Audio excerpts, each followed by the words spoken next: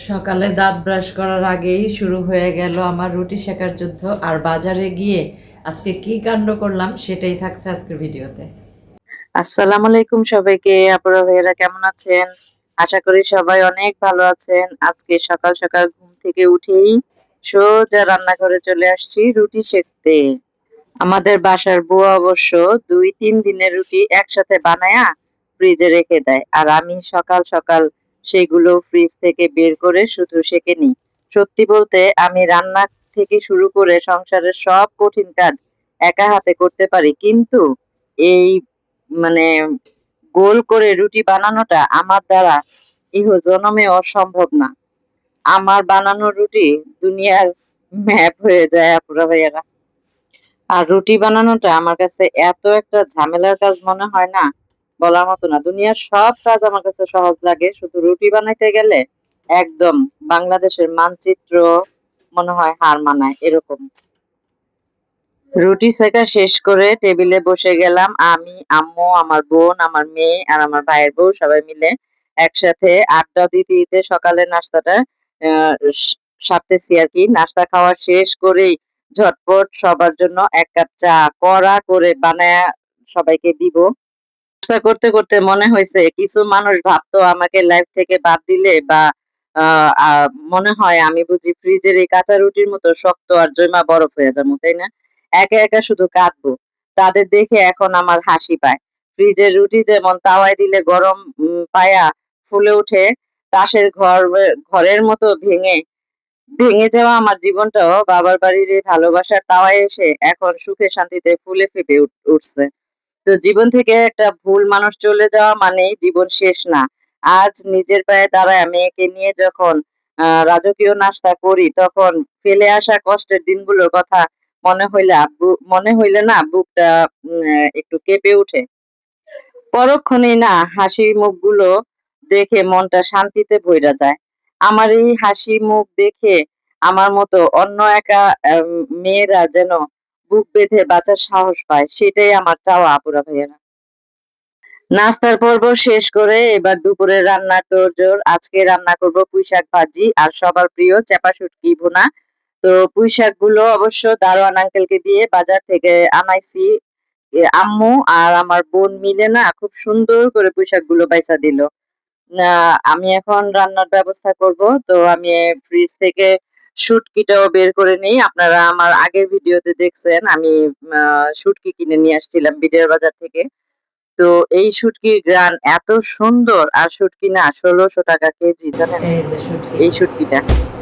তো আমি এখানে শুটকি ১০০ টাকার শুটকি নিচ্ছি। তো আজকে প্লাস পুঁই শাক আর শুটকি পুঁই শাক। দিয়ে মজা করে খাওয়া হবে, সাথে আজকে এটাই লেবু। হবে ওহ, খাবার দারুণ হবে দুপুরে। খাওয়াটা। এদিকে আমার এই যে ভাইয়ের পুঁই বউ শাক চলে গেল বাছা ছেলেকে শুরু নিয়ে করছে স্কুলে, আর আম্মু আর আমার আমার মেয়ে বোন চলে গেল স্যার। কলেজে। তো মা বোন আমার শাকগুলো বাইসা দিতেছে তো আমি সুন্দর এখন করে। শুটকিটা তো রেডি মা করে বোন ফেলাই। পাশে থাকলে রান্নার এনার্জি এমনিতেই দ্বিগুণ হয়ে যায়, তাই না? আম্মু আর বোন তো পুঁই শাক কেটে দিয়ে খালাস। এবার আমার উপর দায়িত্ব পড়লো রান্নার আসল ভিলেনকে সাইজ করার। হ্যাঁ, ঠিকই ধরছেন। পেঁয়াজ কাটতে বসলাম। এই পেঁয়াজ কাটা যে কত বড় একটা ইমোশনাল কাজ তা শুধু যারা রান্না করেন তারাই বোঝেন। অর্ধেক পেঁয়াজ কাটতে না কাটতেই আমার চোখ দিয়ে এমন গঙ্গা যমুনা নদী বয়ে যাওয়া শুরু হলো, মনে হচ্ছিল যেন আমি এইমাত্র কোনো ট্র্যাজিক সিনেমা দেখে আসলাম। ভাতে মার গালায় ফেলাইছি। এখন পুঁই শাকটা ভালো করে ধুয়ে নিই, কাটা শেষ। আর হচ্ছে পেঁয়াজ অর্ধেক কাইটা পুঁই শাক ধুইতেছি, কারণ চুলাটা খালি যায়, এমনি গ্যাস কম। তো ভাবলাম যে আগে পুঁই শাকটা ভাপে দিয়ে পরে পেঁয়াজগুলো রেডি করে ফেলেন। রান্না তেমন একটা।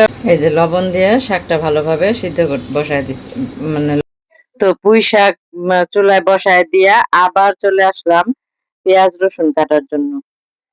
তো মনের দুঃখে তখন ভাবছিলাম জীবনে কিছু মানুষও কিন্তু এই পেঁয়াজের মতোই, সামনে আসলে শুধু চোখেই জল আয়না দেয়, কাজের কাজ কিছুই করে না। যাই হোক, চোখের পানি মুছতে মুছতে ঝটপট পেঁয়াজ কাটা শেষ করে ফেলতেছি। এরপর শুরু হলো রসুনের কোয়া ছাড়ানোর পর্ব। পেঁয়াজ যদি হয় চোখের জলের কারণ, রসুন হলো ধৈর্যের পরীক্ষা। একটা একটা করে রসুনের কোয়া ছাড়াতে ছাড়াতে না ভাবছিলাম আমার লাইফে কোনো ঝামেলা আসুক আর না আসুক, এই রান্নাঘরে পেঁয়াজ রসুন আর মানে গ্যাসের টিমে গ্যাস কিন্তু প্রতিদিন ঠিকই একটা নতুন নাটক জমায়েত দেয় আপুরা ভাইয়েরা। তবে আমরা মেয়েরা তো আর দমে যাওয়ার পাত্রী না, তাই না? যতই চোখের জল আসুক আর গ্যাসের প্রেসার কম থাকুক, রান্নার যুদ্ধ জয় করেই আমরা ছাড়বো। পেঁয়াজ রসুন সব একদম কুচি কুচি করে কেটে যুদ্ধের শাকটা জন্য রেডি করে প্রায় ফেললাম। সুন্দর মতো ভাব হয়ে গেছে শাক, অনেক সুন্দর। এক পাতিলা শাক দিছিলাম, কতটুকু হয়েছে দেখছেন মিশা? 60 টাকার পুঁই শাক এখানে। তার মানে এর মধ্যে কি পরিমাণ এই কি বলে সার টার দিছে, একদম চিপসে শেষ। তো পুঁই শাকের ডাঁটাগুলো না একটু শক্ত আর তেড়দো টাইপের হয়, তাই না? সহজে সিদ্ধ হইতে চায় না, তাই এগুলোকে আমি আলাদা করে ভালোভাবে ধুয়ে ভাপ দিয়ে রেখে দিব, যেন শাকের পানি সাথে দিয়া একবারে ভাজার ভাতে সময় বসায়। বসায় দিতে পারি। এখন এগুলো আবার হালকা লবণ দিয়ে ভাপ দিতেছি। ও মাছ কি একদম ফুল গ্যাস, চিন্তা করছেন? ভালো তো আমি এখানে আর আজকের গ্যাস দেখে না আমি সত্যি অবাক হয়ে গেছি। এই সময় কোনো দিনও গ্যাস এত সুন্দরভাবে জ্বলে না। আজকে কত সুন্দরভাবে জ্বলতেছে, তাই না? আর তো ভাবলাম যে ২ চুলায় ২ টা বসায় দিব। তো এখন আমি শুটকি নিয়ে নিতেছি। শুটকিটার এত সুন্দর গন্ধ, শুটকি কেজি হয়েছে মানে বলার মতো না। ১৬০০ তো টাকা যাই হোক শুটকিটা আমি খুব সুন্দরভাবে ধুয়ে তারপরে হচ্ছে রান্নার জন্য রেডি করে ফেলবো। তো এবার আসি আমাদের আসল আকর্ষণে। এত দামি শুটকি, জানেন না? এই মহামূল্যবান শুটকিগুলো ধোয়ার সময় এত সাবধানে ধুইতে হয়, মনে হয় যেন কোনো রাজকীয় হীরা জহরত পরিষ্কার করতেছি। শুটকি ধুইতে ধুইতে একটা কথা মনে হলো, আমাদের সমাজটাও কিন্তু এই শুটকির মতোই। কাঁচা থাকতে দূর থেকে অনেকে নাক সিটকায়, আজে বাজে কথা ছড়ায়, দুর্গন্ধ খোঁজার চেষ্টা করে, তাই না? বিশেষ করে একটা মেয়ে যখন একা চলার সিদ্ধান্ত নেয়, তখন চারপাশের মানুষের কথার ঝাঁজ এই শুটকির চেয়েও কড়া হয়। কিন্তু ওই যে বলে না, খাঁটি জিনিসকে যতই ধুয়ে মুছে কমিয়ে কষিয়ে রান্না করবেন, আর তার আসল স্বাদ আর সুঘ্রাণ কিন্তু তখনই বের হয়, তাই না? তাই যারা আপনাকে দূরে ঠেলে দিয়েছিল, তারা একদিন আপনার এই রাজকীয় রূপ দেখে না দূর থেকেই আফসোস করবে।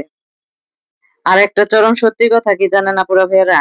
নিজের ভালো থাকার মসলাটা না নিজেকেই কষাতে হয়। অন্য কেউ এসে তা কষে দেবে না। শুটকিটা কড়াইতে দিয়ে পেঁয়াজ রসুনের সাথে অর্ধেক কষানো শেষ করছি। ঠিক তখনই আমার বোন এসে হাজির। বলল, আপু এখনই জামা কাপড় পরে রেডি হ, একটু বাইরে যাইতে হইব। তো কি আর করার, অর্ধেক রান্না করেই আমি একদম শুটকিটা দিয়ে রেডি করে যাইতেছি যেন আম্মুর হাত না দিতে হয়। আম্মু জাস্ট আইসা এটা দেখবে। আমি আর আমার বোন বের হয়ে গেলাম। আর আম্মুর শরীরটা তো ইদানিং মোটেও ভালো না। বয়স হয়েছে না, শরীরটা অনেক দুর্বল।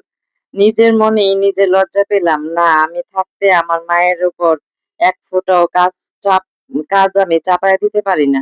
একটা মেয়ে যখন নিজের সংসার থেকে একা হয়ে বাবার বাড়ি ফেরে, তখন তার মা বাবাই হয় তার আসল বটবৃক্ষ। সেই গাছের ছায়ায় ওয়ালাইকুম আমি আসসালাম আজ কাকা, ভালো পরম আছেন? শান্তিতে আছি। তাই মায়ের এই বয়সে তাকে একটু আরাম দেয়া, তার মুখে হাসি ফোটানোই এখন আমার জীবনের সবচেয়ে বড় দায়িত্ব। তা আমি আর আমার বোন চলে বের হয়ে একদম রিক্সায় উঠলাম উত্তরায় যাওয়ার জন্য। তো উত্তরায় যাব আমি একটা বিশেষ কাজে একজনের সাথে দেখা করতে। জানি না এই মুহূর্তে পাবো কিনা। তো ফোন দিছিলাম, ফোনটাও ধরে নাই। তো যাইতেছি দেখি পাই কিনা। বাসায় এত কাজ ফালায় যাইতেছি, মনে মনে টেনশন করতেছি যে পাবো কিনা।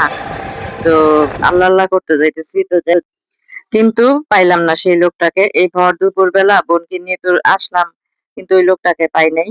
তো যাই হোক, কাজ যেহেতু হলো না, ভাবলাম বাজার যখন আসছি খালি হাতে তো ফেরা যায় না। তো আমরা চলে গেলাম বিডিআর বাজারে। আমি আবার খুব লাল মুরগি খেতে খুব পছন্দ করি। দোকানে গিয়ে একদম ৫ কেজি ওজনের বড় সড়ো ২ টা লাল মুরগি পছন্দ করলাম। তো কসাই ভাইয়েরা তো খুব মানে সুন্দরভাবে মুরগি ২ টারে বের করলো। বের কইরা মুরগি ২ টারে ড্রেসিং করছে প্রথমে। প্রথমে জবাই করছে। জবাই কইরা এটাকে এখন খুব সুন্দরভাবে পরিষ্কার করে দিতেছে। আমি আর আমার বোন এখানে অপেক্ষা করতেছি। তো অনেকক্ষণ অপেক্ষা করতেছিলাম। কারণ গরম, আ মুরগি লাল মুরগি তো লোম থাকে ছোট ছোট, সুন্দর করে বাইছে দিছে, একদম আমার বাসায় এনে ধরতে হবে না এরকম ভাবে বাচ্ছে। আর একটা ভুল করছি, আমি কাটাই নাই মুরগিটা। এই মুরগিটাকে আমি কিভাবে নিব বলেন তো? এই যে আস্ত মুরগিটা যে নিয়ে নিলাম, কি করলাম বলেন তো, কি ভুলটা করছি? আচ্ছা যাই হোক, দেখি যেভাবে হোক কাটতে তো হবে, তাই না? তো মুরগি নেওয়া তো শেষ। এদিকে পেটে তখন খিদা, অনেক খিদা, সাংঘাতিক খিদা লাগছিল। কিন্তু ভর দুপুরে রাস্তার জ্যাম না থাকলেও কোনো রিক্সাই পাওয়া যাচ্ছিল না। নিরুপায় হয়ে দুইজনে হাঁটতে হাঁটতে বাজারের সামনে আসতেই, মানে মুরগির বাজার থেকে বের হয়েই আমি রাস্তায় যখন যাই তখন দেখি কোনো রিক্সা নাই। যে দুই একটা রিক্সা পাই ওগুলি আসবে না আমাদের বাসা পর্যন্ত। তো কি করব?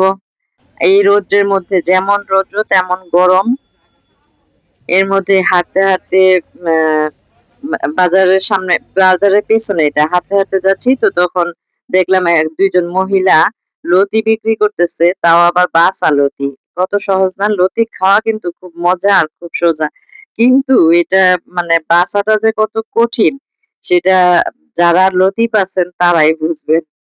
লতি আমরা অনেক সময় দুষ্টামি করে বলি যে যার কাজ নাই তাদেরকে লতি বাছতে দেওয়া হোক, যাতে তারা এই কাজটা অন্তত করতে পারে, অলস মানুষ। ঠিক না? যাই হোক, এই মুরগি নিয়ে আমরা চলে আসলাম, অন্তত আলহামদুলিল্লাহ একটা রিক্সা পেয়ে গেছি। তো বাসার কথা চিন্তা করতেছি আসতে আসতেই, যে আম্মু জানে কি করতেছে। শুটকিটা তো রাইখা আসছি, তো আলহামদুলিল্লাহ আম্মু বাসায় এসে দেখি শুটকিটাও রান্না করে ফেলছে, বাকিটা শুধু জাস্ট লাড়াচাড়া দিছে।